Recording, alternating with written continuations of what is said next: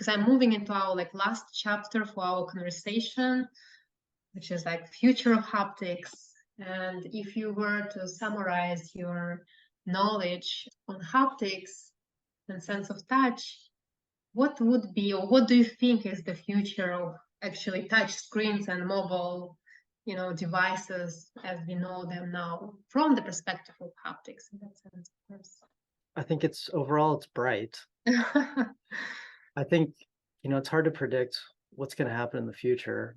My guess is that those screens eventually, I mean, maybe this is my bias, but I think that they're going to start to become, you can roll it up, you can bend it, you can, maybe it's deformable to a certain degree. Maybe you can then kind of slap it on your arm and wear it, and you can interact with it on your arm because it's fitted somehow to your arm. It's formed that shape somehow. So it seems like things are going more wearable right now, and there's people thinking about textiles and wearable clothing and projection onto one's surface, projection of circuits and things like that. So it's more in the direction of a form factor more than in terms of perception of the outputs. Yeah. I think the form factor, I think, is going to be a change. That would be my guess. I mean, I don't know. Like I said, I can't see the future, but it seems like people are moving in that direction. And they're moving beyond just holdables, because before, when we had the Phantom and the Omni and those kind of devices, those were grounded devices, grounded to the ground. And then there were these things that are holdable. And now I think there's things that are wearable, and there's rings and so forth like that. Now there's going to be clothing. So, I mean, my guess is that we're going to have a continuation of things like that. And it's going to be more integrated with you, maybe in your physiological responses, making it maybe more intuitive. And I think it's going to be, as you can see with some of the VR stuff, I think it's going to be more customized to the individual.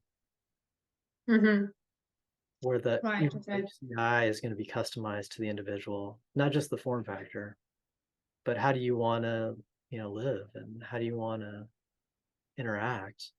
And I think that a lot of the machine learning stuff might help to facilitate that, and the AI. And I think also form factor will also lead towards more complex perceptual elements, right? Because if we have more surface now, right? I mean, it's also a cost issue, right? So can we add 2 more, 3 more actuators, haptics, right, into our device? But given that it's cheap enough to add, then the larger body surface, right, would allow for more, maybe more interesting perceptual effects. One thing to think about is, in general, we don't like things on us, on our skin, in a permanent fashion. And so how do you do that? Like, we've done some experiments where we put a really thin Tegaderm saran wrap on the skin, and that totally changes your perceptual sense of emotion, actually. Just putting a thin layer on the skin changes your affect very dramatically. So will putting these devices on change that as well? I would have to guess so. And I think we're going to have to contend with that, as well. How does it change perceptual characteristics? How exactly should it affix to you? How do you take it off, put it back on? I think those are going to be important factors. Well, I'll see lots of new directions for research. I mean, the researchers in haptics will not be bored, for sure. Absolutely.